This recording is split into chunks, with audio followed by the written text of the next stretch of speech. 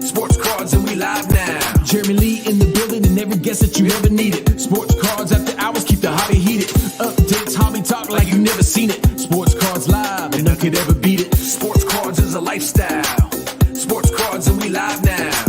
Welcome to another episode of Sports Cards Live with your host, Jeremy Lee.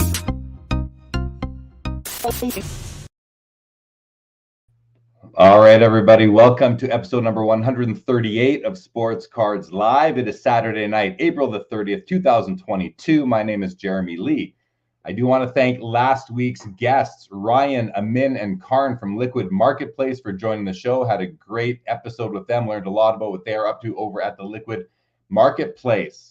Later tonight on After Hours, I will be coming back on live myself, open mic, some Q&A. Going to show you some cards I've submitted to the PWCC Vault for an upcoming weekly auction. Going to open up a box of Series 1 Upper Deck Hockey and just have a nice, relaxing late night chat. So join us for that. Tomorrow night on Collectible Live, my guest is Leighton Sheldon of Just Collect and Vintage Breaks. We go live on the Collectible TV YouTube channel tomorrow night at 7 o'clock Eastern. Shout out to channel supporter Whatnot. Check out their app for group breaks, 1-minute auctions. Buy it now. It's hosted around the clock by some of the best breakers in the hobby. Also want to shout out sponsor Center Stage app. Download the app for download the app for quick comps, whether you are pricing your cards as a vendor or walking the floor at a card show to get comps on your cards. The app is continuously improving. Join me in supporting these hobbypreneurs as they endeavor to make the hobby better than it already is. Sport Card Expo in Toronto, June 2nd to 5th. I'll be there. Check that out, sportcardexpo.com. And shout out to the hobby's middleman service, TradeSafe, your risk-free alternative for trades and buy-sells on any peer-to-peer marketplace or platform. We've created a service, a process, and a team that makes remote dealing much safer than ever before. Check it out at tradesafehub.com. I want to thank all you subscribers, viewers, podcast listeners. If you are not yet subscribed to the channel, please take a moment and do so. And as always tonight, your comments and your questions are in play. I got an intro for this guy, guys. I told him just before, I said, this is the longest intro I've ever written. So give me a moment. I got to fold my page and make sure I don't miss any of this. Here we go. Let's bring him out. Our next guest tonight, who started collecting as a kid when his dad would take him and his older brother to card shows and flea markets, but he was too cool for the hobby in high school. Later sold his childhood collection to buy an engagement ring for his now wife. He started dabbling the hobby again in 2011, and in 2016, he started assisting a group breaker until going off on his own in 2018 under the banner Gio Breaks. In August of 2020, he started his podcast, Sports Cards Nonsense, with his partner Jesse, and in January of 2021, they were picked up by the Ringer Network. He has now upped his entrepreneurial activity in the hobbies. He launches the Card Shop Live this May the 5th. His favorite teams are the Patriots, Celtics, Red Sox, and Buccaneers. And his favorite athletes are Tom Brady, Ken Griffey Jr., and Larry Bird, originally from Boston, Massachusetts, currently hailing from Nashville, Tennessee. Let's bring him out. Mike Gioseffi, welcome to Sports Cards Live. How are you doing tonight? I thought you were just going to say short, angry Boston. That was going to be the intro. I was really excited to be let down. You're a professional, though. I'll give you that. That would have been on point too, though, right? It would not have missed it. I've been told two things. I've took notes as well.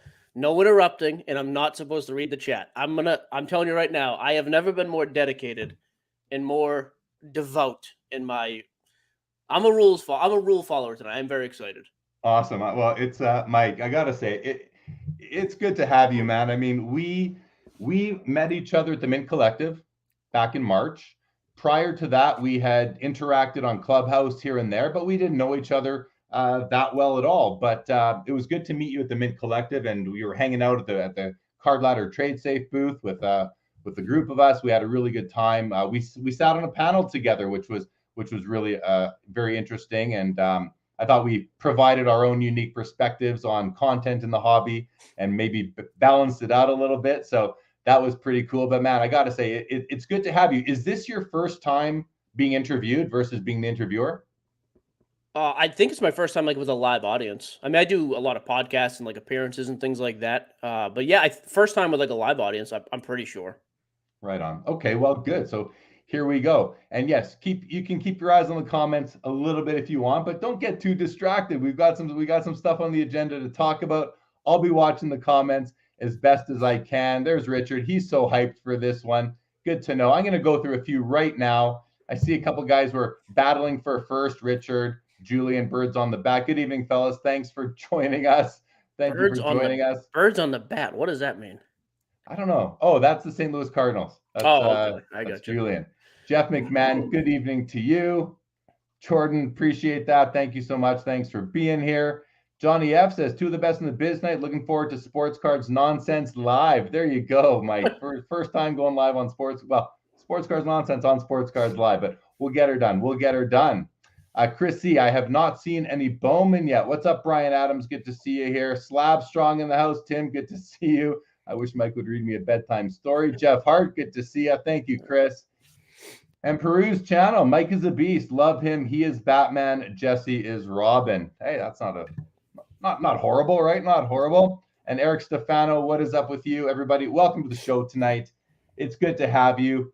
Mike, I mean, you're busy right now, Mike. You are launching your new business on the apps coming up here, May the 5th, the Card Shop Live. We're going to get into that. We're going to talk about that in a little bit, but we're going to get a bit into your history and stuff first. But let's look at what Chris Hoge has to say in the comments. He says, don't worry, Mike.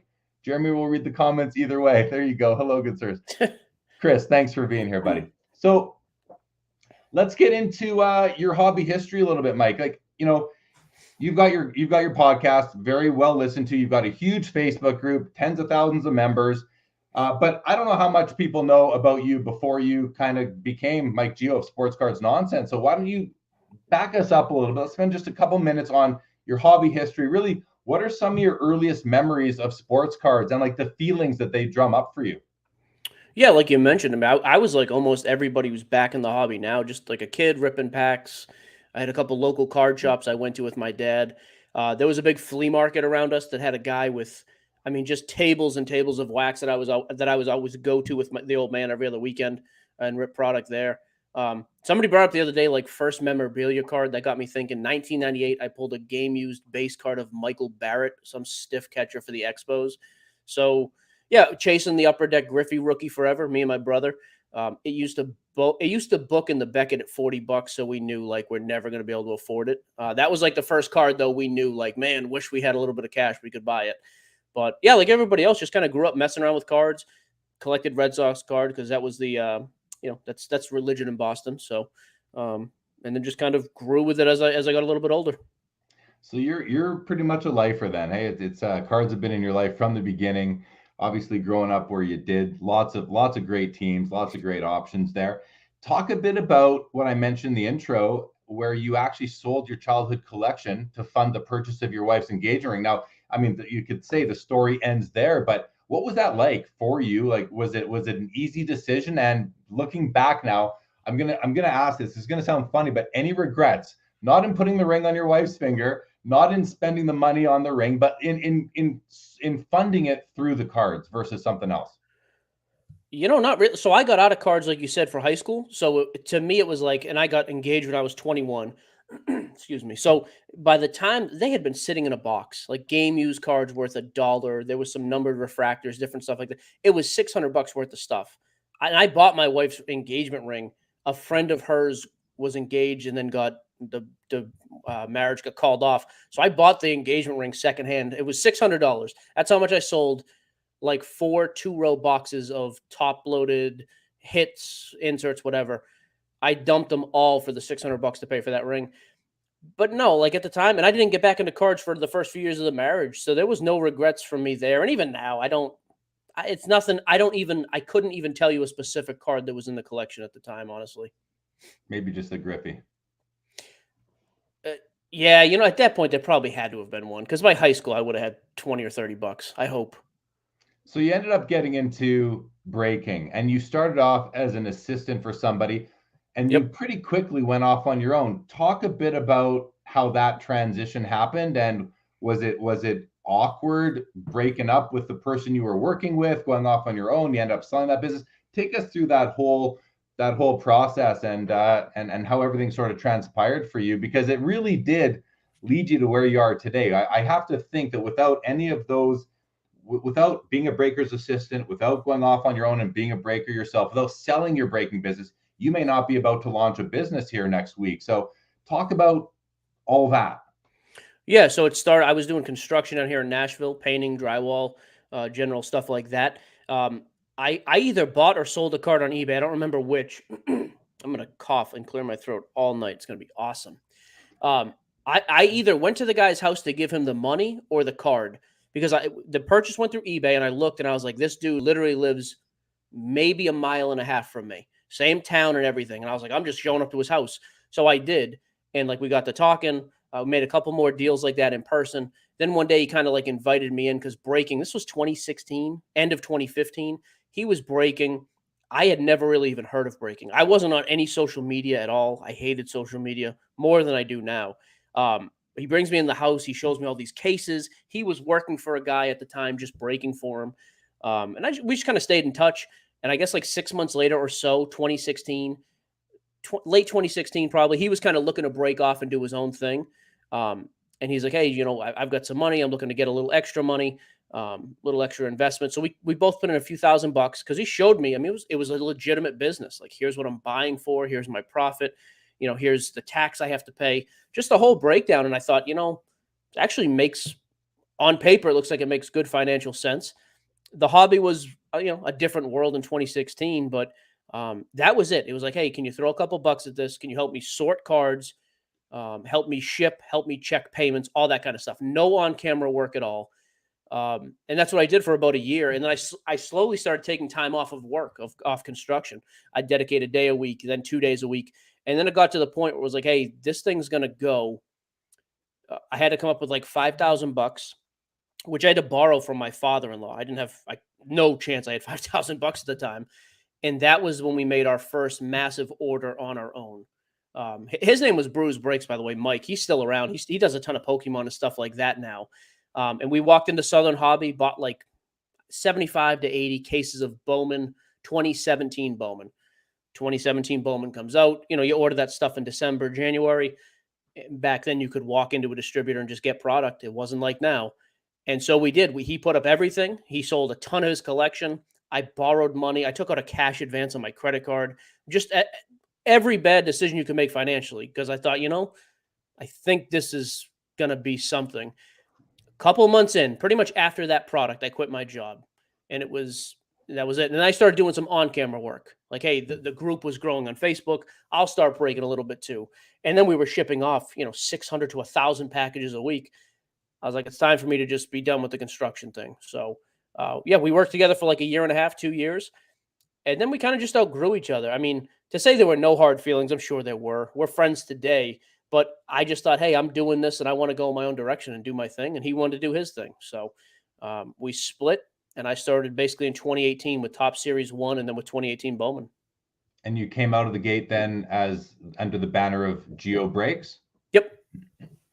And so how long did you run Gio Breaks as your own entity until you actually sold it? And let's talk about why you sold it, how that deal went down. Are they still around? Yep. All that. Yeah, 2.5 years. I mean, basically started in January of 2018. I sold it in August of 2020. I had good allocation at the time, which was great because, again, we had a huge spend from 2017. So we had a ton of product. It was more of a matter of just showing people, hey, I'm now an actual breaker full time, not just working for somebody. The Facebook ads, you buy stuff like that. Word of mouth started spreading.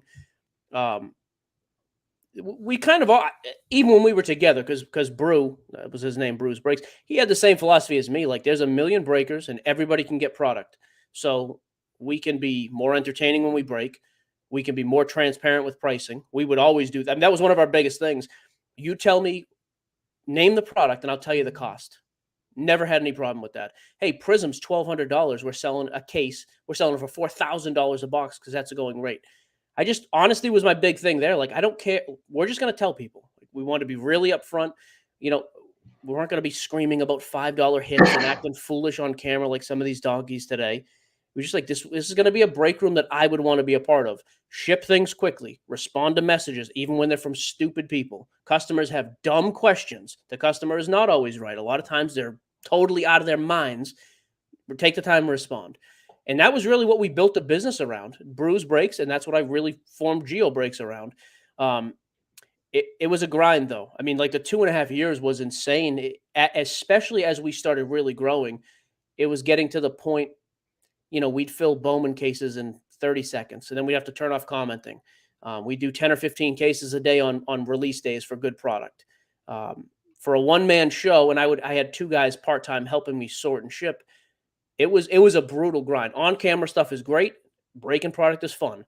That's like 2% of the work. Everything else is worrying about how can I pay for a $500,000 order, and how can I get 900 packages shipped out in the next 2 days, and how can I respond to 87 messages. So it was just a lot of work. So you end up selling the company.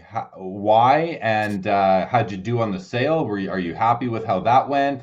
And were you sort of, I mean, what you just explained as far as the work of a breaker in terms of all the shipping and the labels and responding to the email. I mean, it doesn't sound like a lot of fun being the back end part. The on-camera stuff, you're breaking product. I mean, that's got to be fun. But are you happy to be done breaking yourself? And how did the sale go? And why did you sell? Yeah, 100% happy I sold, honestly. I still own 20% equity, and I kind of fractioned it off. I had 3 different accounts. 2 of them went to the guy, Eddie Mancini, who runs Gio Breaks to this day. The other account, I sold off to my friend Kyle, who still runs it, and I still get paid for that on a monthly basis. Honestly, when COVID hit, me and my wife had started talking. I had, at that point, probably $800,000 in product at the house. Because we always stayed stacked, because it was like if stuff gets really pushed off, if we need to, we try to really hold a lot of stuff back to let it grow in price. I still remember that week at like end of March, early April, when Tennessee shut down. And we were one of the last states to do it. And I was like, this is insane. The country is shutting down. People are not being able to work. Yeah, we're going to get a couple $100 for a stimulus check, but like people are losing their jobs. I just got really nervous, because at that point, even though we had had a few successful years of business, it was a ton of money. And I was like, if this thing goes belly up, we're done. And so despite what Carvin will tell you, I was the first person I knew of who said, because I went live to tell the group, like, hey, I'm going to start shopping this thing around. I want to get out of it. I'd like to stay involved in the community, but I'm going to look to move some stuff here and maybe even get out of the business. Eddie reached out to me almost immediately. But when I did sell it, I went live in the group. I tried to be transparent with him, like, hey, this is why I'm getting out. And that was my reasoning. I started seeing guys like Fanatics come in and have Prism basketball SKUs made exclusively for them. So it was like a twofold fear. COVID's going to shut down the whole world. And then if that happens, somebody with money, this is what has always happened. When markets go bust, people with big money come in and buy them for pennies on the dollar. I was really worried somebody like Fanatics was going to, and that was the one I named specifically live. They're going to come in, they're going to buy everything up. And why would they need distribution? Why would they need me as a breaker to help? They don't. I don't want to get left holding the bag on this company that's worth, 7 figures right now. And then in 6 months, it's worth $100,000. In the last couple of years of my life of, taking too much time away from my family to do this, it's like all for nothing. So yeah, I got out of it pretty quick. Honestly, the sale went through almost immediately. I made a bunch of money on it. It did really well. And the coolest thing is, most people I had spoke to about the business, I told, you can have the allocation, you can have the group, but I'm out. I don't want my name attached to anything. Eddie was a customer of mine for years, had a good reputation. He's a good dude. So I told him, I will give you the Facebook group as well and stay involved. And he was smart. To his credit, he said, hey, I'd rather keep you on. What if we negotiate the price down for 80%? You stay on for 20%. But now he's doing probably 5x what I ever did. He's got a whole team in place, a shop. He is absolutely killing it. And I'm happy to say, but that's what he is. He worked and built up his community. And so Gio Breaks lives on. You're not involved, but you do retain some equity, and you're on to other things now. Yep. Simple as that. All right, let's talk a bit about your podcast, Sports Cards Nonsense. How did it start, and how did you and Jesse, your partner in that, join forces? Yeah, so I sold the company in August, took a couple months off to goof around. We bought some rental properties and houses and things like that. And then I had nothing to do. I was like, man, I'm retired at this point at 34. I just started going out of my mind. And I would hear other content. To your credit, I had never heard you, thankfully, because I had heard some other content and it drove me nuts. Like, I heard some of these idiots in the space who call themselves influencers or podcasters, whatever they were doing. And I was just like floored by how they had no knowledge of the hobby. They had no concern for the type of bullcrap they were spewing out. It was just like, hey, let's say flashy things and let's buy and sell and all this crap. And I was just like, I'm going to do whatever I want now. I'm going to talk about whoever I want. I had no affiliation with anybody, and financially I was set. So it was perfect. I was like, this is great. Like, I can do whatever I want. So I started going live on Facebook and just ranting like a maniac and going nuts. And we started getting a couple thousand views a piece. And then I told Jesse, he's my wife's cousin. We've been, just about best friends for, 10 years now.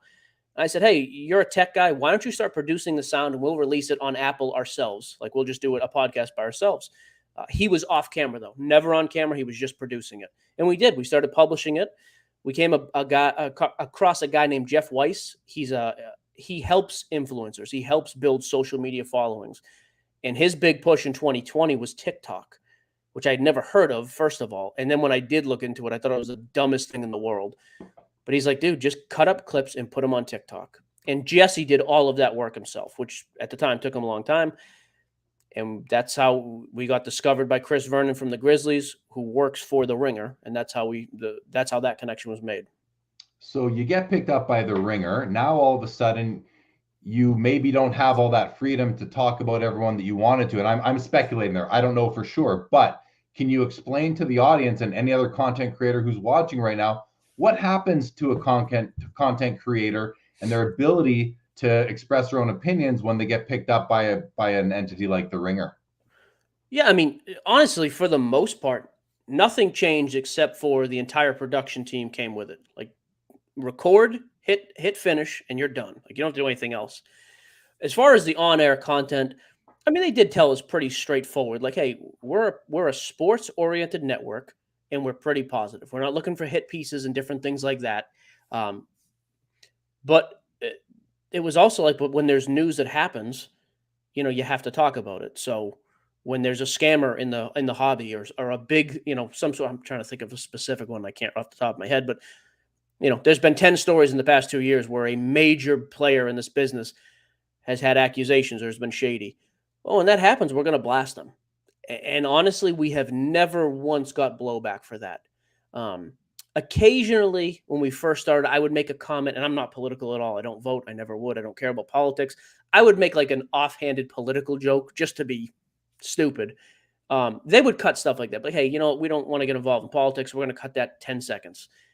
Other than that, and the Deshaun Watson thing, I did a whole thing with Deshaun when the allegations first came out, and they said the same thing. We're kind of staying away from that.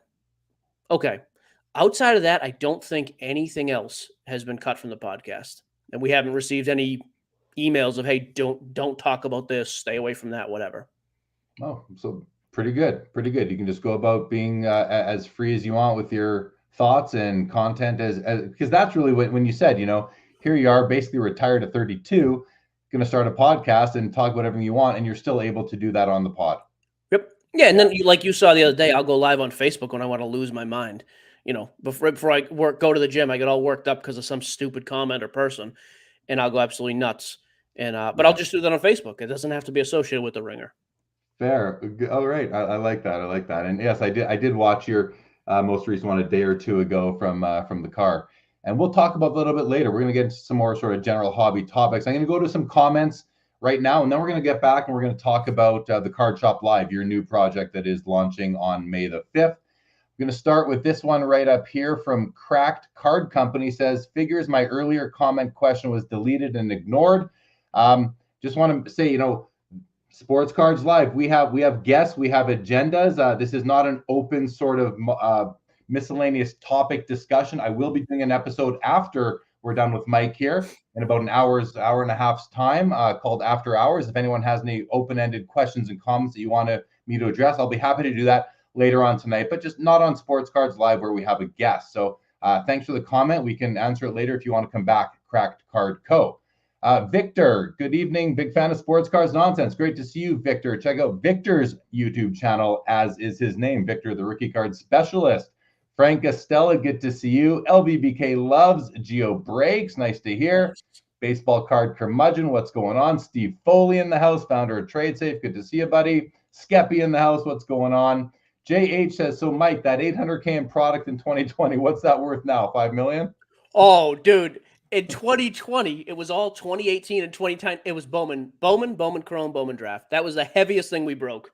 You are way low with that. There's no way it's only worth 5 times. Yep. Way low. Oh, Jake Dahl, what's going on? Sanderson Thor, Eric says, be careful of this guy, Jeremy. He's from Boston. I don't trust those guys. That's Eric. Brother. That's Eric. Eric's also from Boston. He's obviously tongue-in-cheek. Johnny F wants to know, ask Mike, how can we get him to the Toronto Expo in June? You can see on the ticker right now, June 2nd to 5th in Toronto. Mike, you want to come? It would literally take more than an act of God. I've got a family vacation in June. There's no, honestly, I'm trying to limit the travel. So yeah, probably not. Sorry, man.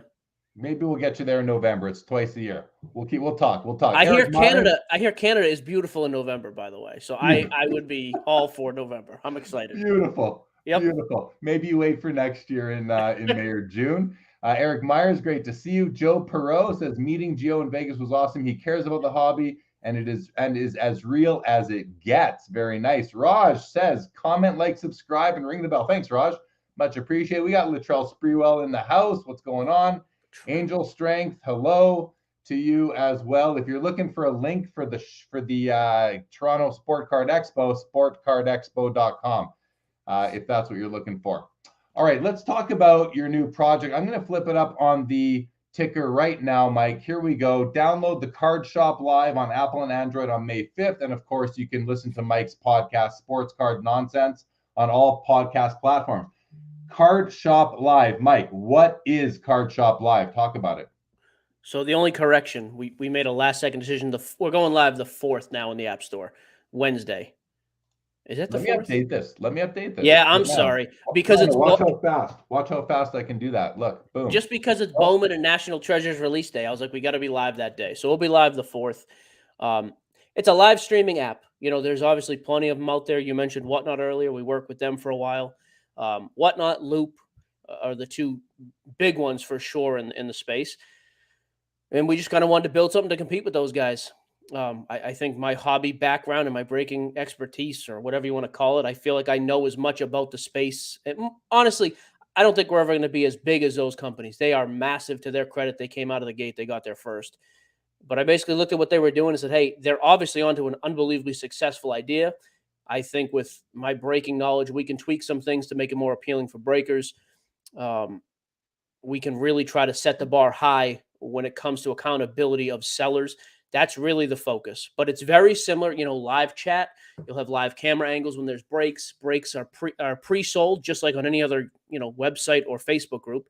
They post, you get a push notification, go into that person's store, buy it. They'll be live later on to break it. Some of the big features to me, again, they're not sexy features when it comes to like a sales pitch. Vetted sellers. I don't want anybody on there who I don't know, who other people don't know, don't vouch for with their own wallet, who don't have a great reputation in the business. The other thing, very simple, every video is recorded and posted always. So if you miss the break, you don't have to rely on like some breaker who you don't know sending you a card. Go back and watch the break. Payments are instant. Once you set up your account, you win a bid either live or you buy something. You just one click, your stuff's paid for, you're done. And then we're going to work in a live content element as well, just because that's something I've wanted to try to do that in the past. It's just tough to do. There's only so much content that the hobby needs right now, in my opinion, that's interesting. So we're going to try to work some of that in as well, and eventually build out an e-commerce, like a peer-to-peer trading system as well. That will be just kind of a heavily vouched system. But the short answer is live streaming of breaks, personals, boxes, PYTs, whatever, and also just live auctions of singles, of boxes, whatever people want to auction off. PYTs being pick your team. So yep. you would have 30 slots, let's say, and people would pay a different price based on the quality, the potential hits related to that particular team, along with everything else. So is it just going to be app-based, or is this something that you could watch and join in on a desktop or laptop as well? Yeah, it's both right now, actually. So we're still in beta. We've been there for about a month. But yeah, it's desktop or from your phone app, whatever you want to use. Yep. So you mentioned it's or it's going to compete with Whatnot, who's a channel sponsor of mine, and Loop. But for anyone who doesn't really know what these are it's live shopping for all intents and purposes. I just want to kind of wrap that up for you, Mike. It's live shopping. You mentioned that you can go in there early, buy a spot, and then they're going to break it later. Can you buy spots on the fly as well? Yeah, honestly, it just depends what the breaker wants to do. As a breaker, I may have a case of Bowman coming out next Wednesday, and I'll make my list of team pricing, and I'll alert my audience, hey, at 12 o'clock Central Time Wednesday, this goes on sale. It'll drop in the store just like it would drop on a website. You'll get a push notification, go in and buy your teams. But if certain teams are unsold, for example, yeah, the breaker can just pull them out of the store, go live, and do a live auction with that team. If he has a bunch of single boxes laying around, which is happening right now, that's actually been one of the unexpectedly well-performing areas. Guys just going live with random boxes and packs and auctioning them right there. So yeah, you can buy stuff on the fly as well. Kind of both, but the whole thing of trying to fill full case breaks live is brutal. Like I've tried that on other sites.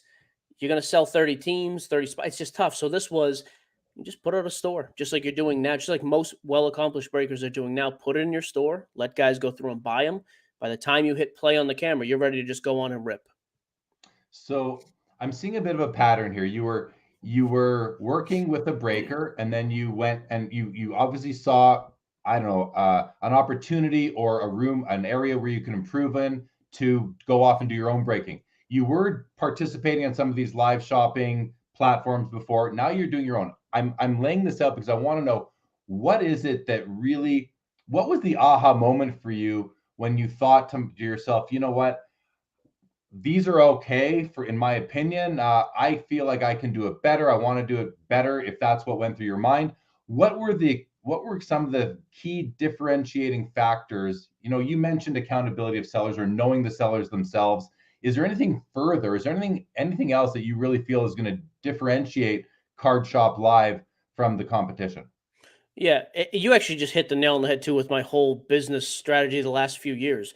Find that I've never been creative or smart enough to come up with my own idea, but I've been smart enough to at least get involved with people who do it well, and then be like, you know what, I can improve certain aspects. Breaking, that's exactly what it was. I saw breakers. It's not my idea, but I think I can do it better, and it worked. There were podcasts out there, and I thought, hey, I'm gonna make a podcast as well and just build off what they've done. The same was true with this. I'll use Whatnot because you mentioned them, and because Whatnot was a paid sponsor of ours for 6 months.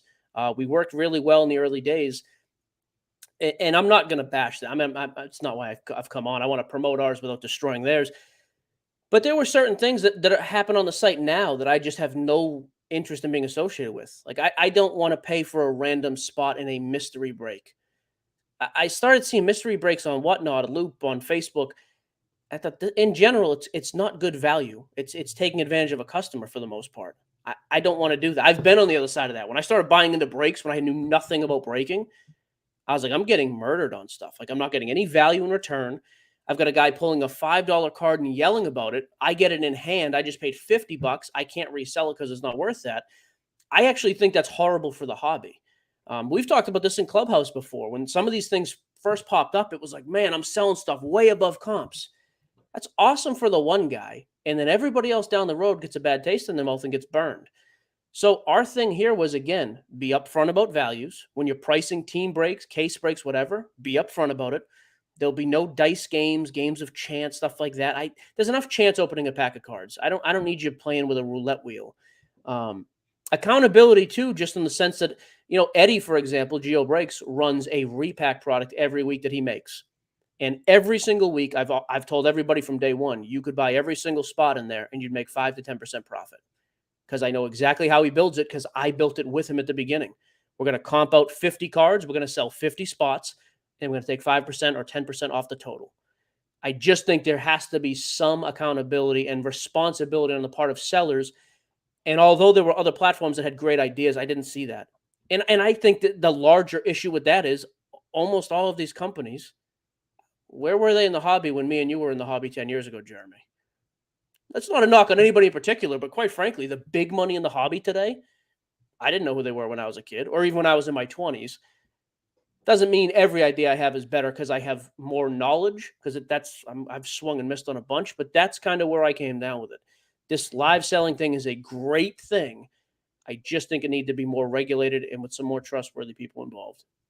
How, in business, first mover advantage is a real advantage. It's a real thing. How do you see yourselves, and have you planned your navigation in terms of marketing and customer acquisition, not being the first mover? How are you going to deal with that? Yeah. Again, I try to just take a very realistic approach. Just to use Whatnot again. Whatnot has built a company in 2 years that's worth $1.5 billion. I don't care if you hate everything about that company. That is unbelievably impressive. Hands down. They were the first to do it, and honestly good on them for having the vision to do it. I'm never, this company, Card Shop Live, is never going to be able to compete with $1 billion company like that in terms of monetary value, giveaways. Some of the stuff they give away, unbelievable. Like, I'm glad they can. That's awesome for them. So our pitch is very simple to customers. Come break with people who are going to take care of you. If they don't, the president of this corporation happens to be a short, angry psychopath with a microphone who, quite frankly, made a name for himself when I was calling scammers out at their work. I had a whole group of guys. We worked together. It was awesome. You got scammed and I knew you. We'd call your parents. We would call where you worked. Now, granted, I'm not going to do that every time someone gets scammed on the app. We're just going to take care of it. So again, there's nothing fancy about it. The pitch is simply you're going to get great customer service. If you don't, the breaker will make it right, or the seller. If he doesn't, then our team will get involved and make sure you're taken care of, and the person will be kicked off the site immediately. We will make it right if they don't. Okay, so I want to ask you this now. A lot of these new companies in the space, they require a lot of tech. They require a lot of development. I can only imagine what you've endeavored to create required a lot of development, a lot of lead time. So I have a few questions for you. How long have you been working on this? How have you funded this? Because I'm guessing there's a lot of money invested. Do you have any big name investors? And the board of directors. You mentioned to me earlier that you have a board of directors. So may we ask who sits on the board? There's a lot of questions there. So if you remember them all, I'll let you just address them. So we started having the idea, honestly. So let me back that up too. Some people who I knew had been talking about, hey, we're looking to mess around with something. They had, because again, people saw what Whatnot was doing. People saw what Loop was doing. For a while, this was in 2021, we were in a contract with Whatnot. It wasn't exclusive, but I did at the same time. I was like, guys, I don't really want to even talk with you until January because that's when our contract's up. I'll deal with it then. But by the end of the contract, I was honestly looking for something else anyways. So when we decided not to re-up with Whatnot, then it was like, okay, guys, now we're ready to have this conversation. They basically came up with the idea, and we all did, the idea we have now. Eddie was involved. My buddy Sean was involved. Jesse as well. And in January, it was like, hey, let's get this thing built. So our first call was to a tech guy. John Harden Enterprises is a massive company. They've got offices in Wisconsin and in Dallas. He's the owner of the company, the president. Unbelievably smart with tech. He's built startup companies from the ground up. He sits on the board of a bunch of stuff. There's some big names. Some of the stuff in our pitch deck are companies I've never heard of, but when people hear him, they get impressed because he's got a great resume. He agreed to basically come on for a small piece of equity. Now we've had to pay probably at this point $500,000 to $600,000 in the tech build out, plus the initial cost. I mean, it definitely costs a lot of money, but he's working with us at this point on a daily basis, him and his team. Because that is, like you said, that was the biggest thing. I don't know anything about tech. I don't know how you would even go about starting to build an app or anything else. They did all of the legwork with that, and he sits on our board as the CTO, chief tech, CTO. What was your next? I'm sorry, Jay. What was your next question? The money. Where'd you get the money? Oh yeah, so we had a private investor, actually a guy who knew Eddie. I guess he just got a bunch of money. I mean, I came up with the first chunk of money myself. I also didn't want to just leverage myself out the whole way on this. So he came up with just about $500,000 at the very beginning and kicked in. And then the only person who's even known on this, which will come out anyways, so I don't think I'm saying anything out of turn, SGC is an investor at this point too. They'll have a board seat, but in a minority. I mean, I still own the majority of the company at 50, 51%, whatever. Jesse owns a piece, Eddie from Gio Breaks. We've got a CEO, the CTO, SGC. So kind of trickle down after that. But we're working with SGC because we like them as graders. But then we also thought, man, that'd be great if this platform, if there was just simply a one-click button, sub my cards to SGC from that break. Awesome. Yeah. I don't have to ship them to you, wait a week, ship them back yourself, try to figure out if you want to grade. And then we're going to work with them in the future too. The plan is we want a button on SGC. Instead of, hey, Jeremy Lee wants his cards, ship them home to Canada. No, ship them to Card Shop Live. We will consign them and just live auction them for you. I thought that would be a cool service to offer. But quite frankly, we want to offer, I would love to, and I've just been lazy getting around to it. I want to have that discussion with PSA as well. Not to be an investor, but to me, that's a great service to offer. Like, hey, well, if you want to send your cards to PSA, cool. Do it through our site. You want your cards from PSA sold here. I don't want this to be the place where we're, locked into one company because they happen to sponsor the podcast. This is a business. We want to make this run as effectively and as best we can for the people using it, whatever their preferences might be. And that's not the idea that you just had or you just shared there. It's if I remember correctly, didn't CSG and PWCC just announce a partnership, similar sort of thing? You have send us copying us. Copying you guys. Yeah. I interrupted too. I was doing good, man. I did 41 minutes, first interruption. Dang it. You're doing great. You're doing great, Mike. I want to bring up this. There's a comment right here. DR says, genuinely asking, how do you move on to another venture, but make sure you protect yourself since you already hit the lotto with the last one? Yep. Yeah, I've talked about it pretty openly on the podcast. I think at certain times I've even said the exact amount of money, but for our purposes, I've been very conservative with my money. We bought properties. I don't find rental properties and flip houses to be overly sexy, but they're consistent streams of income. I put a bunch of money into the stock market. I diversified pretty well, and then I took a chunk of that money and I was like, hey, this is the play money. If it goes belly up tomorrow, it'll hurt, but it doesn't change our day-to-day life. So, and I just thought, hey, this might be I told you the other day privately on the phone, and I believe it. I think this is the one idea where we ride off into the sunset. Me and my whole team, I think it goes well, and hopefully we get acquired, and that's the end of that. We'll stay involved. I would love to continue as a spokesman in whatever capacity they want.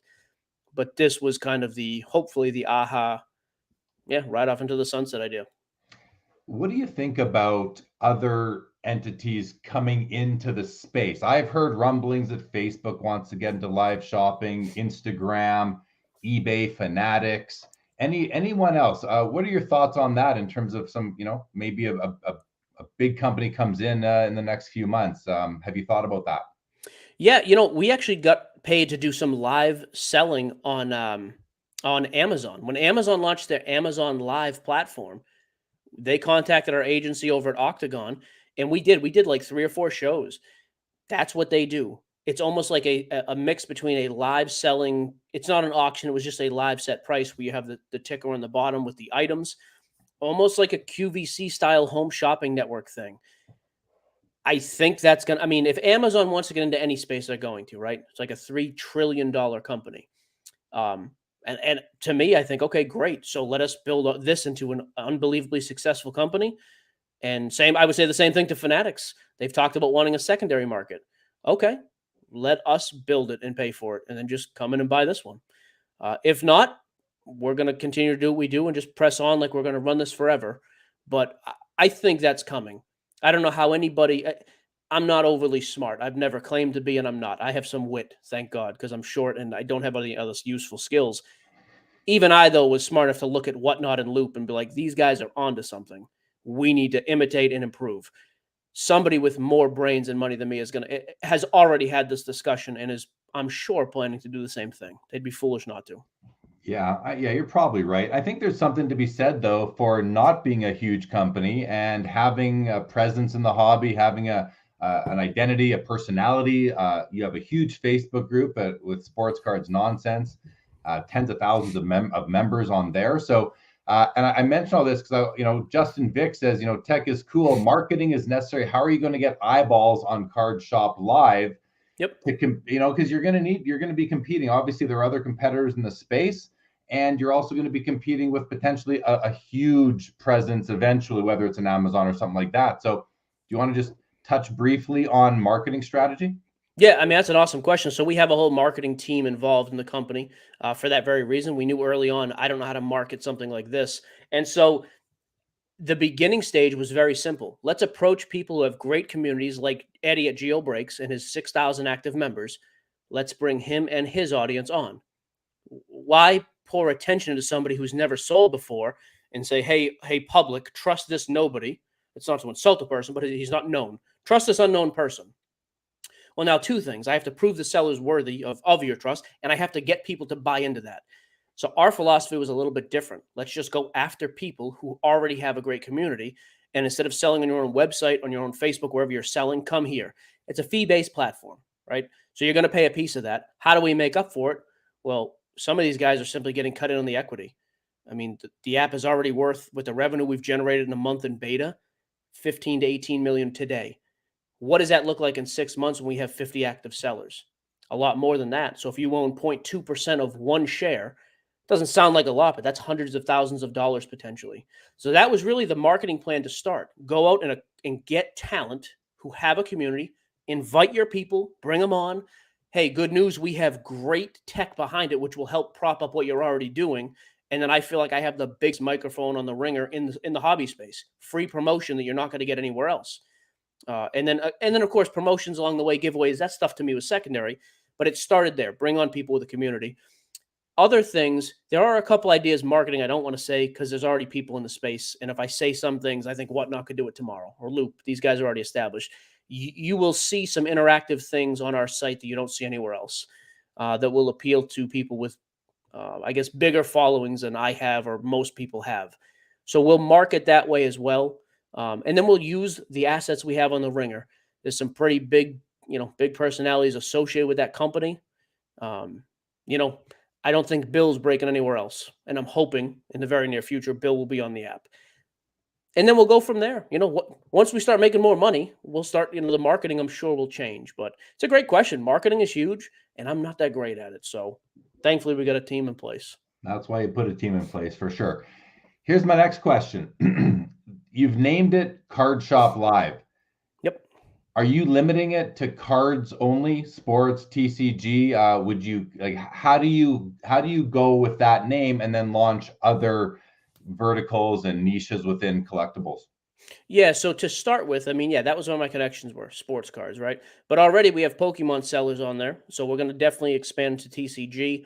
And then comics are the next thing. We've talked to a couple people in the comic book world to come over and give it a shot. I don't want to spread myself too thin. I really don't. I don't want a pool of 100 sellers with 2,000 active members. And then no one's really that active, and then what's the point?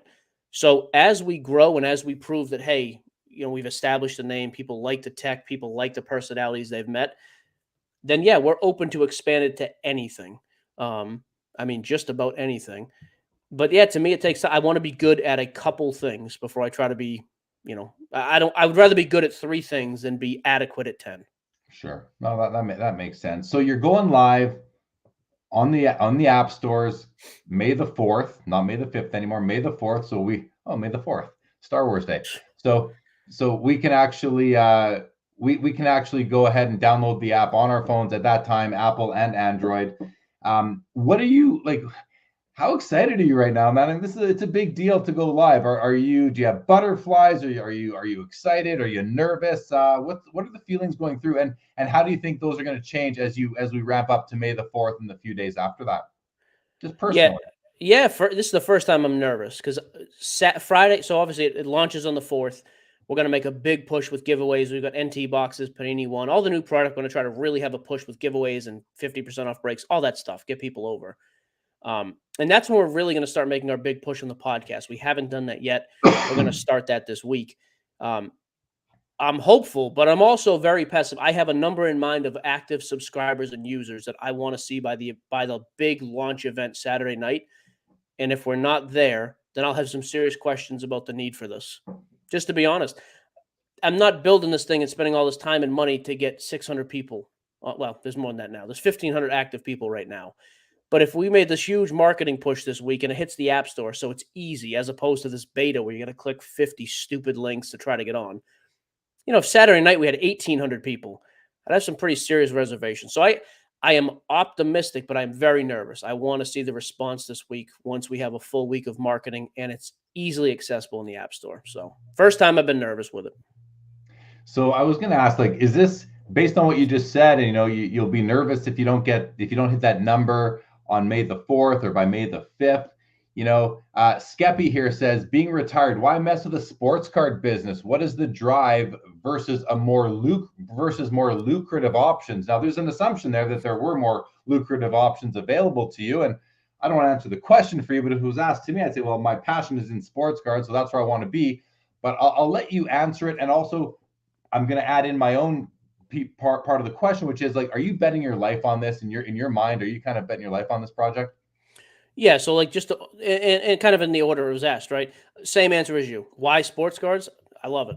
I want to work in something I don't hate doing. More lucrative options. I mean, like we got involved in the housing market and flipped a couple houses really quick last year and did really, really well. How long does that last, right? Like at that point, I was like, okay, this is a market like anything else. I think it's at the top. I'd rather get out and be a little more conservative and get out early. And yeah, I mean, financially, if this thing goes belly up tomorrow, no, I'm not crushed or out on the street or anything like that. It would be a hit to my pride because I've staked my name on this, and I want to. I think I told you this on the phone the other day privately too, and it's an old school mentality: make money for the people who do business with you. If you always make your partners money, you're always going to be in good shape. There's some people who've put up some serious money on the basis that I've told them, hey, we were successful breaking. We were successful with the podcast. We're going to make this successful. But other people put up their money, which is the first time I've done that, ask people for money like that. And so to me, it's not really an option. Like, even if this thing doesn't really take off, okay, then we grind it out and we still make people their money. But my thing, and I think I mentioned this also to you, this is the first time I've called in favors. I've really tried to be a guy who would help people out as much as possible, even in little things, but sometimes it was big asks. And I've tried to help out when I could. And that was the thing. I tried to never be petty and just ask stuff back, ask favors, like try to be self-reliant. Well, this isn't a space where you need people who will help you. Like when you're going up against billion-dollar companies, you need people to help. So this was the first time I've really tried to call in those, what I consider once in a lifetime asks. Hey, this is the only time I'm going to ask you. Never going to bug you again. And so, yeah, if it doesn't go, I don't think to me, there's not like the next thing. Like, hey, this doesn't take off. What's next? I'm good. The podcast is doing really, really well. Jesse quit his job, an executive job at Dell. I mean, we're making plenty of money there. There won't be a next thing like this. I'm 36. I'll be married 14 years in October. I don't want to keep having these things where I'm up and working 70 hours a week. Like if this goes well and it takes off, great. And if it doesn't, then okay, we had a crazy run. I'll keep doing what I'm doing, but I'll scale way back because at this point, my wife's been patient enough with all these ridiculous endeavors. So this is kind of it for me when it comes to like the next thing. Are you a father? I got puppies, man. I got my boys, Brady and Griffey. No kids. No kids, not yet. Nope. No All kids. Right. All right. No, good stuff. Good stuff. And I appreciate all those answers. I'm going to go to some comments now. I apologize to everybody. I've been starring the ones I wanted to come back to. So we're going to run through a whole bunch now because we're at the end of my questions that I had for you on Card Shop Live. So let's jump into some comments here. First of all, Scott says Gio in person is disappointingly an extremely nice guy, which is true. I'll vouch for that. That's awesome. Yeah. Oh, well done, Scotty. Thank you. Oh, man. Jake's Toe. Yeah, good to have you back, Jake's Toe.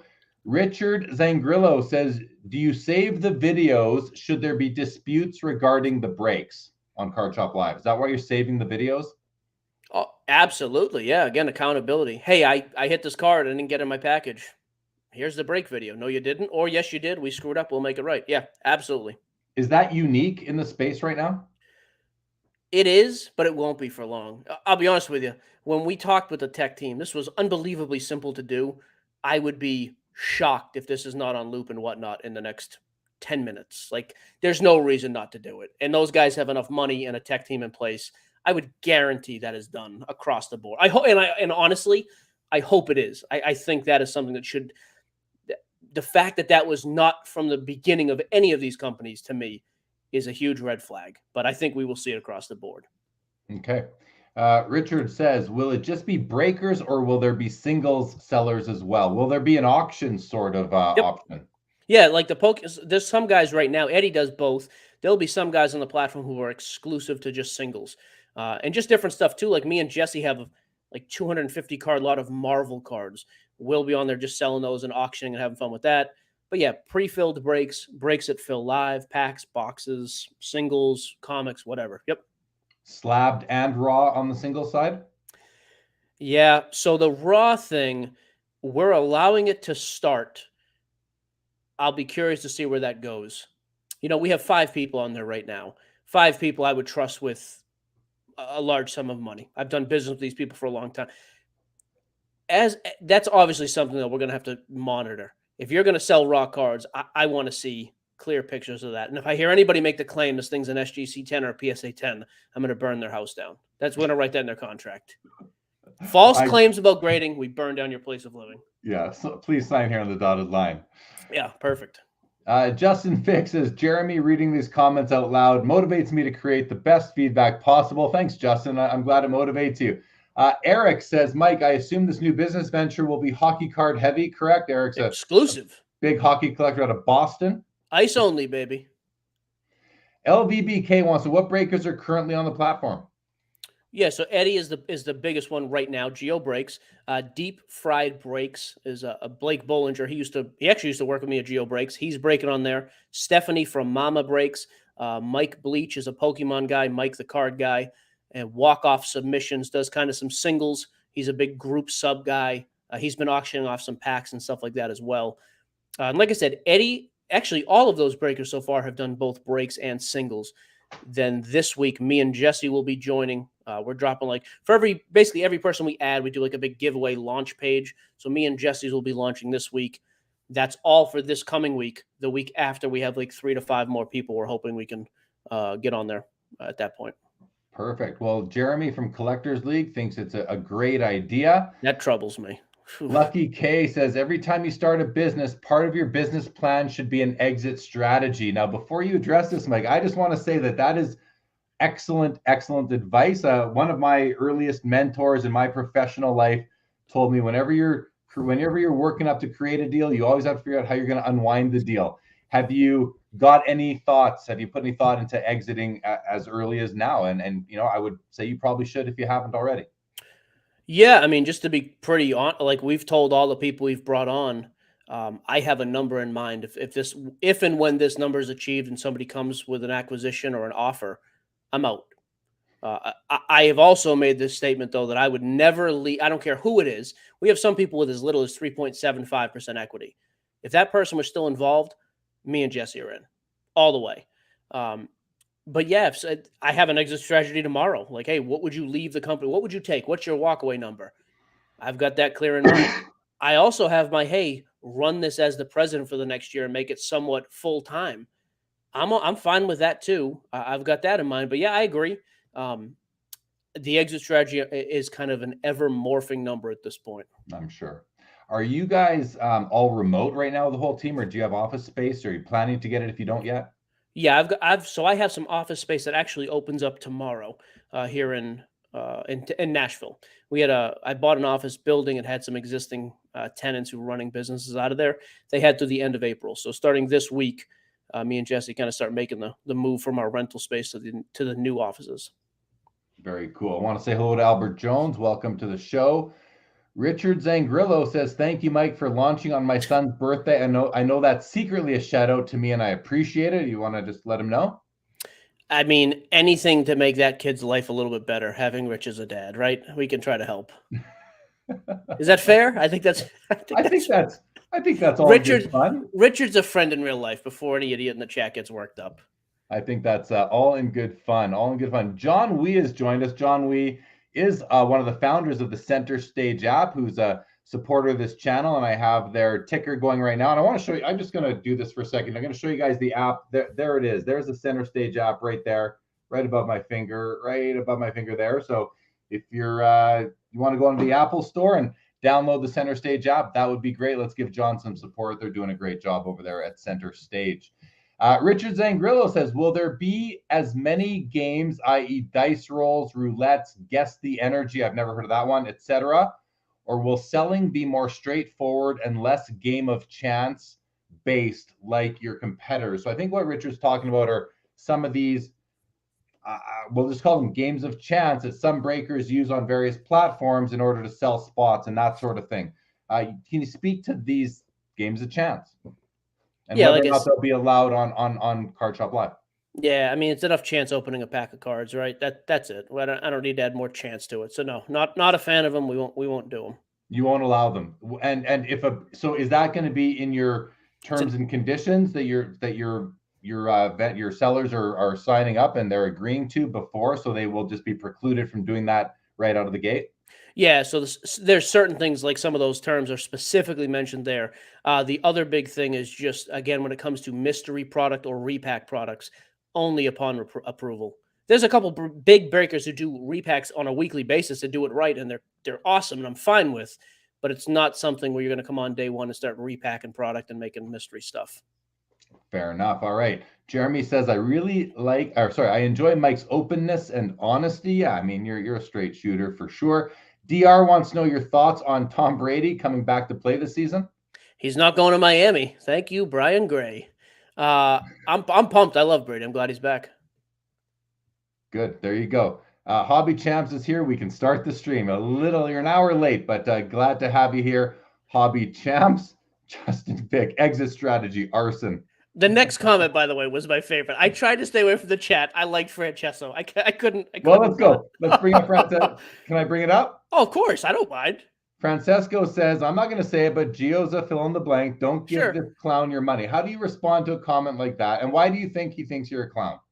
Oh, I rub people wrong all the time. I mean, yeah, Gio's a prick. Oh, honestly, plenty of people think that, buddy. You're not alone. Don't give this clown your money. I agree. If you don't like me and you don't like what we offer on any of our platforms, don't listen to the podcast. Go find somewhere. It doesn't. Yeah, no problem at all. Fine. He's not alone. He or she is not alone. I would guarantee that. Bob's Big Boy says, shout out to Breakers TV, who got me started in cards back in 20. I remember when Breakers TV launched, because breaking became such a big thing after really the rise of it in the very late 2000s, early 2010s. You're nodding in agreement. What do you remember about Breakers TV? How did that influence you? Oh, yeah. I remember, again, 2015, 2016, that was where I was exposed to it and started breaking like a maniac, and then getting in on like the single Razes type stuff. Oh, absolutely. I had just got back into cards, and that was like the most captivating. It was live. It was great. There was a ton of great features about it. Yep. Information Man Show. Hello, new to the channel. Welcome to the channel. Great to have you. Thank you for joining. Bob's Big Boy. If you want everyone to like you, then sell ice cream. That's good advice right there, Bob. Good advice right there. All right. I got nothing else on Card Shop Live. Is there anything else you want to share, Mike, before we move on to some more general hobby topics? I'm good. No, I'm ready to go. That's it. Yeah, I think I did enough of a sales pitch. Thanks for letting me spout it all out.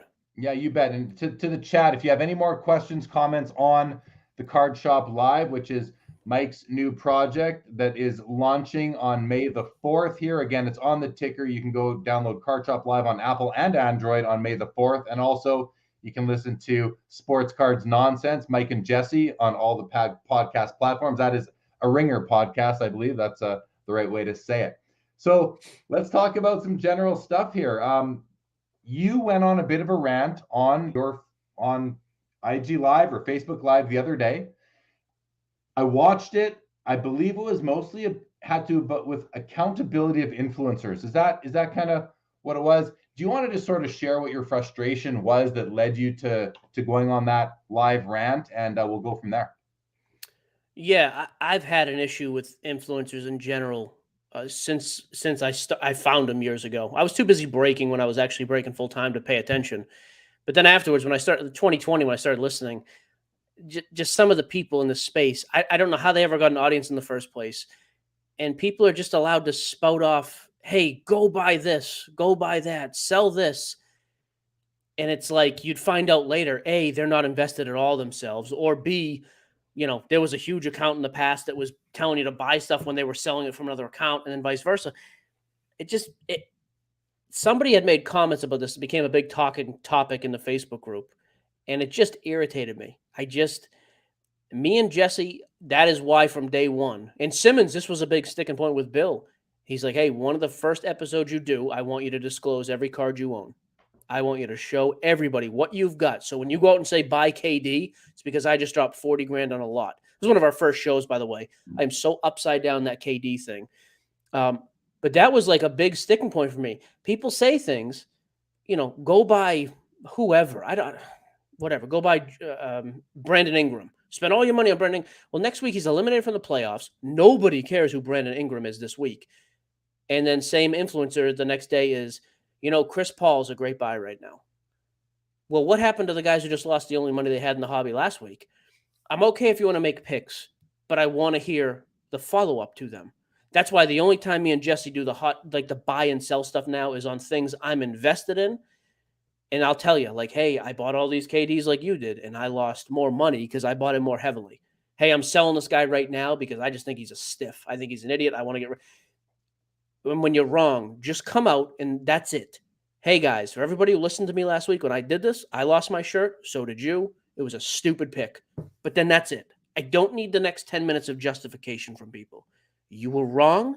You cost people money. Hopefully you lost money yourself because I want you to put your money where your mouth is. But then just be accountable. And the hobby has a bad history of not holding people accountable. It really does for whatever reason. So how do you reconcile that position with buyer beware? We're all grown adults. Well, not all of us, but I'd say 95% of the hobby are grown adults. And shouldn't we be able to make up our own minds and hold ourselves accountable? And I'm asking this as devil's advocate. I'm not saying I believe in what I'm saying. I'm just putting it out there for discussion. Why do we care that they are held accountable?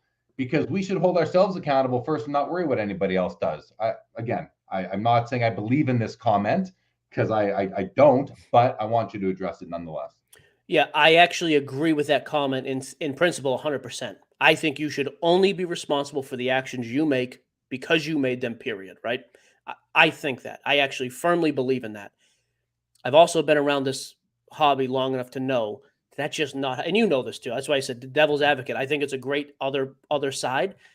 It's not going to happen though, right? We have seen, and the pattern is when certain people who influence or whatever you want to call these idiots say things, people are going to follow. Would it be great if they didn't blindly follow? Yes. But I know that that's not going to happen. So then I have to have the added responsibility of then change your message. Some guys have brought up in the chat too, hey, well, a casino doesn't care if you win or lose. Yeah, and I think a casino is terrible for society for that very reason. They don't care. This isn't a casino. I think the mindset here should be, you know what? Go. And everybody always uses this. And this makes me more angry than anything. Well, just do your research, though. A guy will pump picks for 20 minutes. And then at the end of it, it's like, but do your research. Well, hey, stupid. You have a platform that you've built. Nobody's going to do. Listening to you was the research in that person's mind. I think it's a bad choice. But at some point, I feel I have to have at least a little bit of accountability if I continue to invite the alcoholic to the bar. Maybe I shouldn't be doing that anymore. Is it his responsibility that he drank? Yup. I probably shouldn't have invited him in as many times or made it so appealing. So it's 50-50. It's not all on the influencers, but the other person is not going to change. The uneducated people are not going to change. I think some of it has to be on you, quite frankly. And the hobby seems to rally around protecting the people who don't make decisions for themselves and don't feel or don't take accountability for their own actions. But I do like what you said, that watching some influencers or just watching some content is your research. That is you trying to inform yourself on where the hobby's at. That said, you need to be skeptical with anything that you're listening to or reading. You look at analysts in the equity markets. I mean, they get paid. They get paid to write their reports. So you have to take everything you hear with a grain of salt out there because nobody knows. And there's a comment. This one's really good here from Justin. He says, influencers are good for skincare routines, not so much for making money on sports cards, which is really true because there's no volatility there in skincare. I mean, sports cards are based on the players and the market, and that player could have one bad game or an injury and it could all end for them. So it's different. However, calling sports card influencers, a lot of people just want to get there and talk about the hobby they love, and you become an influencer as a consequence of going live, as a consequence of starting a podcast. You almost can't help but become an influencer, and then you're all of a sudden subject to all these rules about what you can and cannot say, unless you're Mike Gio and you just say, I'm just going to go out there and talk about whatever I want. I say that just sure based on what we talked about earlier. But I mean, really, and you're not the only one that does that, of course, but really it's tough. I don't say it's tough, but when you do have an audience and you do have a platform, you all of a sudden, the game changes a little bit and you have to watch what you say, because otherwise you could be attacked, and righteously so in many cases, for I'll say pumping for effect, for pumping a player. But is it always pumping? Because I mean, I know myself, I love to talk about my cards and show them on Instagram, and it could be seen as pumping because I'm putting them out there, but I'm just putting them out there and being passionate and enjoying my hobby. Should we as and I don't want to call myself an influencer, but should we as streamers, as podcasters, as informers, should we be restricted from sharing what we love in the hobby itself? No, but I think there's a reasonable balance, right? A good example of that too. Our first few episodes, we did a segment on the Ringer on our podcast called "Straight Cash Homie." Jesse would say it in a goofy voice, and I would just find a card that week that I thought was an awesome buy. And for me, it was always like guys I grew up watching. Hey, this Kevin Garnett rookie is stupid cheap. I'm going to go buy one. Straight Cash Homie made a big thing. Well, we got contacted by some people who worked for Spotify and the Ringer, and they basically said, hey, people have kind of wrote in, and some of the reviews have said as much. There's a major effect to the market when you say that. Like some of these cards that were $100, the episode would drop, they'd be $300. I'm going to be honest with you. I had no intent of trying to stir up an influence like that, but whether you want to or not, right? Didn't go into it to do it, but at the end of the day, that's what was happening. So we scrapped the segment. I'm not trying to pump. I'm not trying to dump, influence, whatever. But it doesn't matter what your intent is. This is the reality of the situation. Okay, so let's change. But another huge thing is, if I want to show off my cards, I'm going to. Hey, I love this card. This is what I bought it for. Love it. I'm all for openness like that. But I also want openness too then on the part of, and I come off like that's why the person said that comment earlier. There are times when I'll get angry and I'll tell you like, hey, this is how much I've spent or how much I have tied up in the hobby. I genuinely do not say it to brag. But a person who has a net worth of X can afford to make a stupid decision on said player. But that same decision, $500 to me in a card, I don't want to lose it, but if it goes to zero, okay, whatever, stinks. For some people, that's going to crush them. Like that's going to literally knock them out of the hobby. That's why I think when I say transparency from the influencer, the podcaster, whatever, it has to relate to that as well. Hey guys, I'm comfortable with this amount because if I lose it, I'm fine. That's where the accountability comes into me, though. But nobody ever wants to talk about that side of stuff because it's like I don't want to let people know what I'm doing. Type thinking, I guess. I don't know. Yeah, it's even for myself. I've been posting more cards on my Instagram, and every time I got to think like, is this going to be perceived as me trying to pump something or that? And it's not. It's Sure. about showing what I like and what I love and what I own and so, take it for what it's worth. If that influences some people, and I've been told that it has before, I have no issues with it. I don't feel bad about that. I don't feel bad because I'm influenced by others when they show a card that I wasn't aware of, by people who may or may not have a YouTube show or a podcast or what have you. You can be an influencer and not be an influencer just by showing nice cards and curating a nice Instagram page. There are influencers who aren't really influencers, if that makes any sense. So absolutely. Scott Green, back to your question about yourself. I'll let you read that one for yourself. As himself, he loves the answers. The answer, go Avs.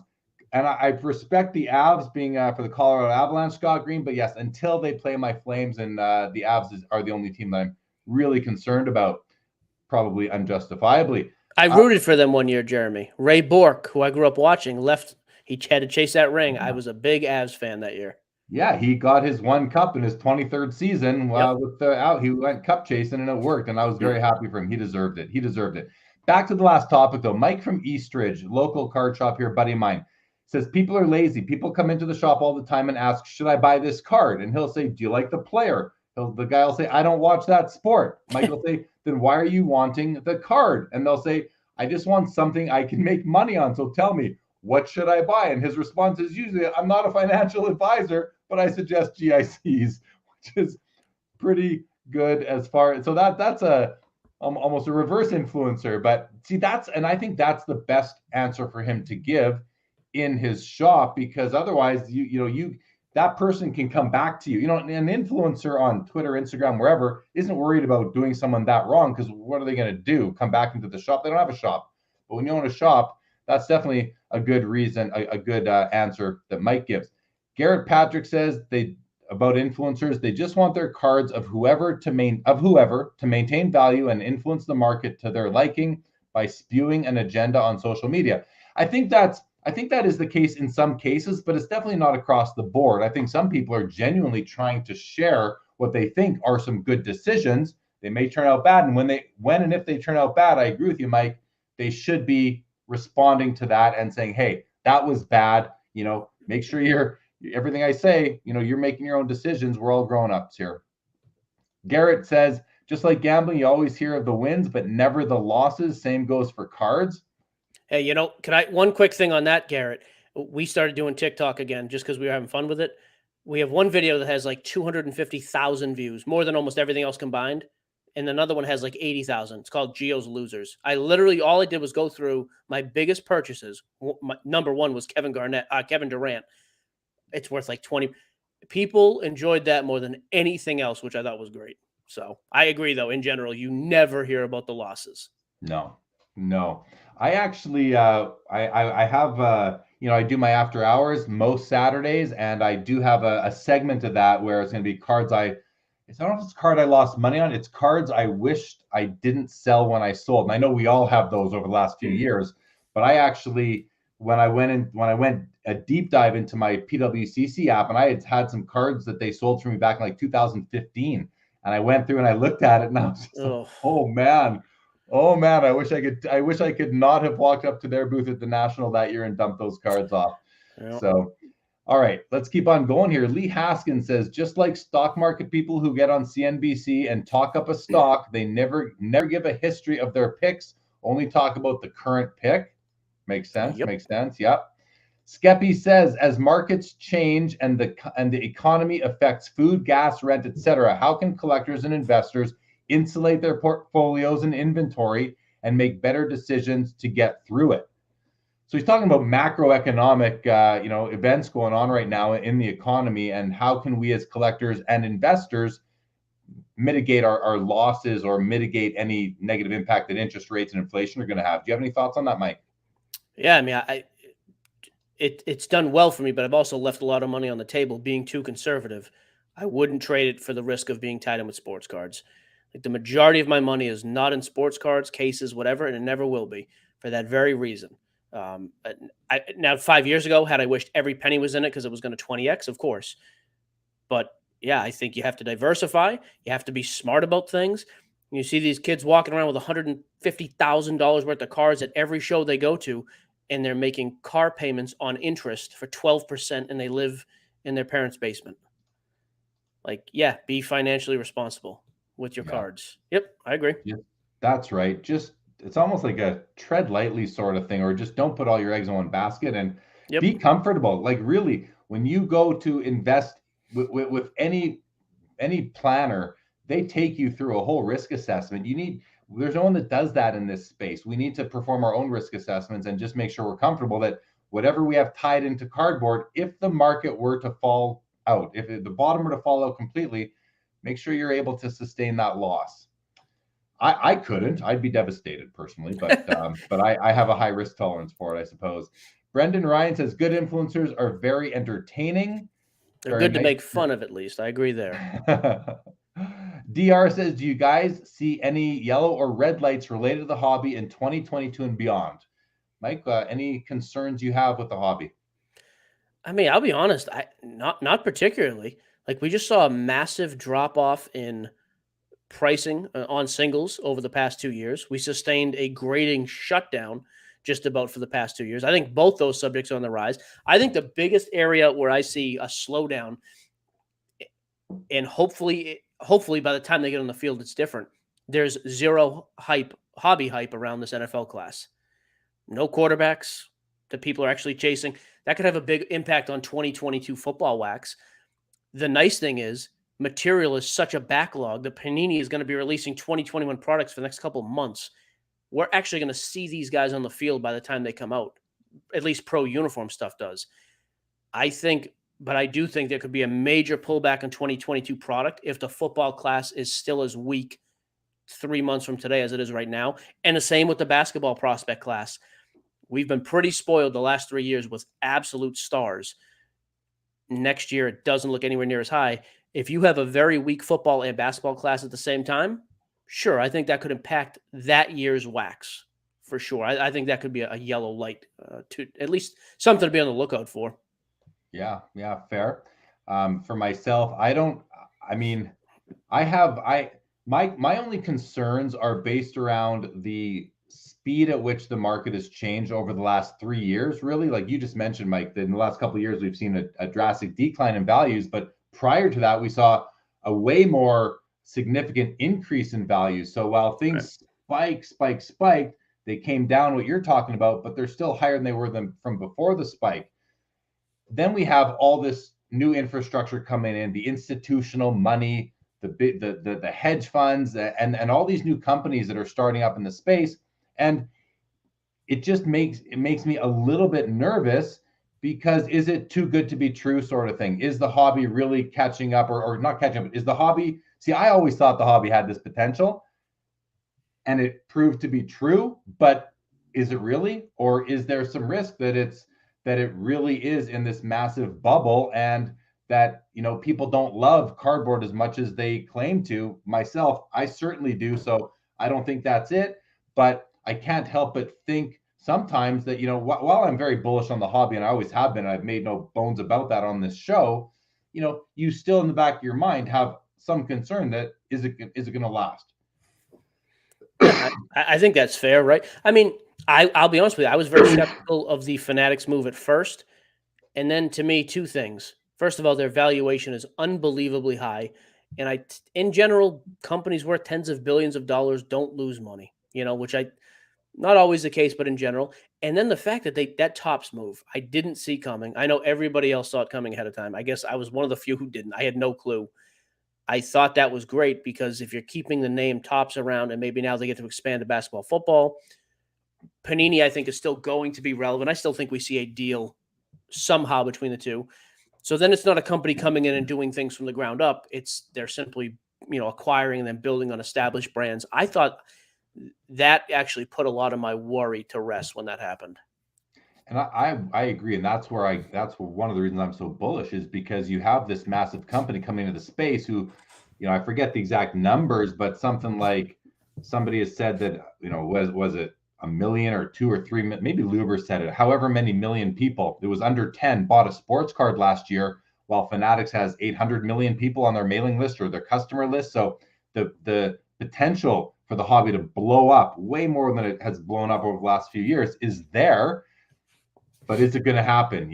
I think, anyone I talk to is bullish on the hobby. I am too. So I think it's just maintaining a healthy level of skepticism as you are deploying your capital into cardboard. You are kind of silly if you don't have something in the back of your mind keeping you sharp and on your game. Brendan Ryan says, a healthy curiosity of others' mindsets doesn't hurt. I love that comment. A healthy curiosity of others' mindsets doesn't hurt. And it may open you up to something you never thought about that actually makes good sense to you. Good evening to you, Lapper. Great to see you. Johnny F says, podcasters absolutely should be able to share what they enjoy. Influencers that are fly-by-night need not apply. Very fair. Brendan says, you are the collector's shepherd, Jeremy. All right. Thank you, Brendan. Punt, pass, click. says the issue is not influencers, it's the easily influenced. Why does everyone have to make money? That's not how a real market works. You're right. And welcome to the show, Punt Pass Click. That's not how real markets work. Not everybody makes money, but everybody wants to make money. Everyone's in the market to make money, in the stock market, let's say, to make money.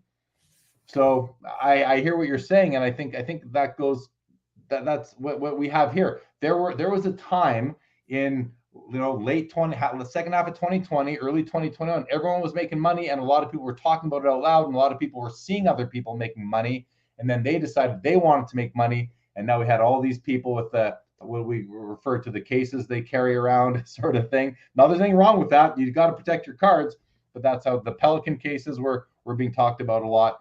Any comments on this, Mike? Yeah, again, I just think I just disagree. I think it's both. The issue is influencers. The issue is also easily influenced people. I think it, like any other issue, like any other subject, I think there's fault on both parties, quite frankly. Yeah, well said. Well said. T-Dot says influencers can't trump talent. Oh, I could not disagree. I wish that were the case, T-Dot, but I agree with you, but I could not disagree with that statement anymore. You give somebody who is well known, Drake does not know anything about sports cars. I've seen him break a number of times now. I've never heard him speak intelligently about sports cars, right? Drake could influence spend in sports cards tomorrow more than anybody in the card game today. That is exactly the opposite of what we're saying here. So I wish that were the case. Influencers absolutely can. No question. I agree. I hate it, by the way. I hate that. But it's true. I mean, Jeremy, me, you, 10 other podcasters who have been in the card game for 50 years could get together and say the exact opposite. And if Drake says go buy this product, who's going to sell more?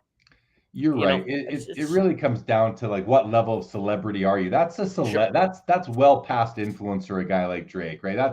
That's celebrity. But if you are tuning in to an experienced, educated, someone you consider smart, someone whose ideas you align with, then I agree with the comment. Sure. Brian says, I just love showing my cards on Instagram, and keep it up because I love looking at cards on Instagram. Scott Green says Vegas wasn't built on winners. I mean, exactly. Yep. Exactly. T-Dot says everyone has a different risk profile no matter how much they make, which is very, very true. And Lee Haskins says my cards and my net worth are about 15%, so I feel comfortable with that, though many financial advisors would say that's too high. I mean, to me, it's too low. Your cardboard, and this is I don't know. No, I'm not going to. This is not advice, but I feel that you should have much more of your net worth into cardboard than 15%. But I'm not telling anyone to go do that. Okay. I tell them to lose the 5% is where 5%. I'm well past that. Cracked Card Co. has something nice to say. The YouTube content has become a festival of DK, too many sheep, and people passing Kool-Aid. Agree. You're gonna get a mix of quality in any industry, on any platform, anywhere. So welcome to the real world, Cracked Card Co. See some jokes in there. All right. T-Dom says cars are susceptible to the exact same market forces as stocks. We got some spam in the site for some best adult dating. Okay, we'll leave those off the screen. Thank you very much. And here's a good question for you, Mike. DR says, and this is back to Card Shop. What is the one question that was the hardest to answer when you were trying to raise funds to make the new venture strong, being Card Shop Live? Hardest to answer. This question. That's a great question. Huh. You know, I feel bad. There really wasn't. We've only taken money from two people. I have a good relationship with both, and both knew my history and record. So I was pretty spoiled in the fact that there really wasn't. It was more like, hey, this is an investment in me and my brand, more than anything. So again, very unique situation where I was spoiled to not have to answer any. I'm sure there are questions that are going to come up that are, I mean, you asked a good question tonight. Something as simple as, are raw cards allowed to be sold? That's the little type of crap that keeps me up at night. Yeah. How can I raise 20 million? I'm okay. I can deal with those. I can put numbers on paper and make that work. But what sellers can sell raw cards? I don't have a good answer for you. I'll tell you right now. I'm the president of this corporation, whatever it's a corporation. Don't know. I don't have a firm answer on that. There are Well, here's- little things like that where those are the type of things I actually struggle with more so than the big, ideal type questions, I guess. That's a good question by DR though. That's a good sign, Mike, because it tells me that you're paying attention to detail and the details matter to you. And that's something that because you want to get it right. You want to get it right. So it should keep you up at night until you figure out your strategy moving forward and how to deal with any negative fallout that may come from a decision that you make. You always got to kind of have that ready to go. Dallas Morrison, welcome, says this is Dallas from the Morrison Trading Post, just tuned in. So sorry if it's been not covered. It hasn't been yet covered, Dallas. Question for Mike. Do you guys plan to, or already are you bringing on Canadian sellers to the new app? So not yet. It's a whole different ballgame with international sellers. And it's really just that it comes down to an accounting and a tax thing at this point. It is tax totally different. We really are focusing with the accounting team and the CFO on U.S. stuff for now. Buyers are welcome. I think, as a matter of fact, Whatnot just launched. You were kind of an exception, but I think now, isn't it pretty open to Canadian sellers on Whatnot? Yeah, they opened to Nice. Canadian sellers completely now. And when I was on there, it was an exception at first. Yeah. Yeah, I mean, again, hats off. Competitors. I shouldn't even say that, by the way. We are not even a stain on the shoe yet, so we're not competitors. However, I have to say for them, that's good on them for figuring that out, because it is not something as simple as clicking a button, you can allow it. There's a ton of work that goes into the back end of that to allow it. So we want to get there, but it is not. I can guarantee it is not a question that's going to be answered in May. So is this a fair comment when T Dot says no love for the Canadians? I'm on a Canadian. I stay up late. Jeremy knows this. I am not in Clubhouse after 9 o'clock because I go to bed. It's 10:30. I'm on here talking to a Canadian guy. I love Canadians. Come on now. Who doesn't like Canadians? Exactly. Ridiculous. Colin Murray says raw cards are still 70% plus of the industry. And that's something that even at Trade Safe, we're always talking about, how do we handle raw cards? Because there's and I've been a big proponent with our team about we have to do raw cards because it's a huge part of the hobby. The very few cards are really slabbed overall. So I completely agree with Colin's comment there. Okay, I'm going to scroll back up to a couple more comments. We're going to wind this down, Mike, in just a couple minutes. Okay. Hobby Champ says we have to learn to live with and accept influencers. They're not going anywhere. People are influenced. Yeah, that's right back to the old days of Mad Men. I mean, it's the way it was. Lee Haskins says, what do you say if Drake talked up Mickey Mantle? You say, way to go, Drake. I mean, now you're giving some what I would consider to be good advice. Not that he's giving bad advice, but I mean, that Mickey Mantle, that's as blue chip as it gets. Goes on to say, I'm certainly not preaching apathy. We need to teach people how to not be easily influenced. I think that's up to parents, not up to us. It's up to parents to teach their kids not to be easily influenced. Mike, what are your thoughts? Yeah, I mean, I agree with that. Like, obviously, you should be taught that from a young age. Again, I realistically, I don't think people learn that lesson, sadly. So that's kind of the reason I'm as vocal as I am at some points, because we're never going to be rid of influencers. But if that's the case, you're never going to be rid of me calling people out and being very specific and trying to rip people when I think they deserve it. So, I think you need opposing voices. T Dot says to be influenceable is to be human. Yeah, I mean, that's why advertising and marketing exists. That's why there's commercials. That's why there's billboards. That's why there's everything out there. So, sure. Well said. Joe Perot says, having observed Mike as a moderator at the Mint, I wonder if Mike has any thoughts on balancing the asking of hard questions with creating a welcoming vibe with his guests. He's really good at it. Yeah, I mean, I've told you this, Jeremy. I could not do what you do. The long form interview, I think, really takes discipline to do. It's not something I excel at. Your interviewing skills, especially when you have a guest like me, I think I'm probably a little more outspoken. The fact that you're able to just sit there and continue, you steer the conversation. I'm impressed. That is a talent I do not have.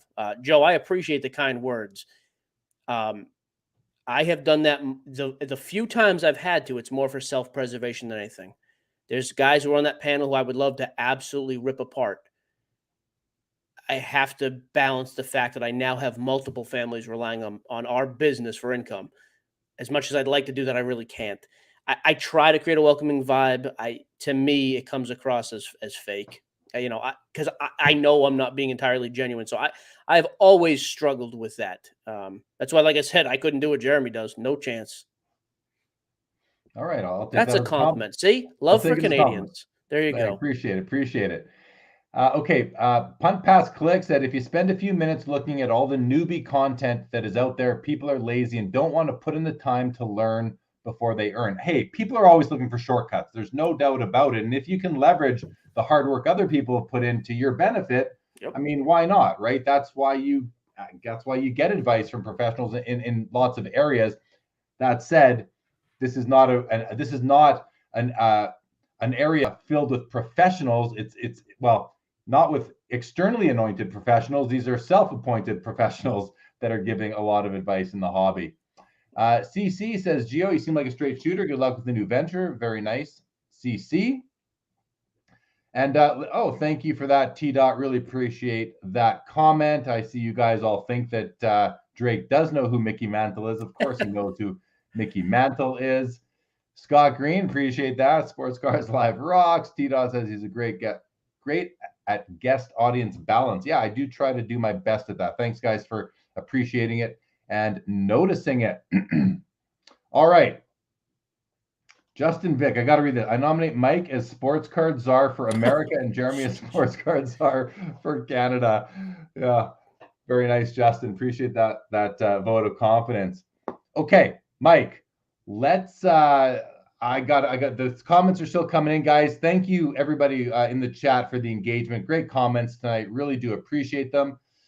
But Mike, we're at an hour 36. I'm going to come back on live for a more open discussion in about 10 minutes on my after hours show, everybody. I'm going to open up a box of Upper Deck Hockey Series 1. I'm going to actually share my screen and show you all the cards that I have that I gave to PWCC in Edmonton 2 weeks ago that have been curated into the vault, and I've actually already put them in, or scheduled them to go into their next weekly auction. I'm going to show you guys those cards and talk about why I'm letting them go, and have some open Q&A. So feel free to join that.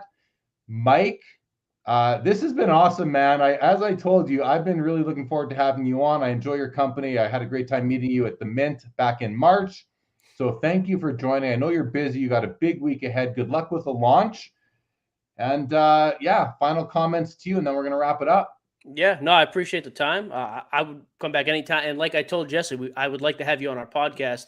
We get questions and comments about hockey all the time, and I have no knowledge. So I think you could be a valuable guest to kind of actually offer some hockey talk. So I would like to make that happen in May for sure. I would. I'd be honored. I'd love to. I appreciate the invitation. Greatly appreciate that, and would be honored to do that. All right. With that, everybody, the Card Shop Live app goes live on the app stores May the 4th. Be sure to go in and download that. Everybody, come join me on After Hours. I'm going to go live in about 7 minutes or so. Look forward to seeing you there. If I don't see you then, tomorrow night on Collectible Live on the Collectible TV YouTube channel, my guest will be Leighton Sheldon of Just Collect and Vintage Breaks, another great personality in the hobby. Feel free to come join us there tomorrow. But if not, have a great week ahead. We'll see you back here next week. Mike, thanks again. Hang tight 1 second. Everybody else, hope to see you on After Hours in about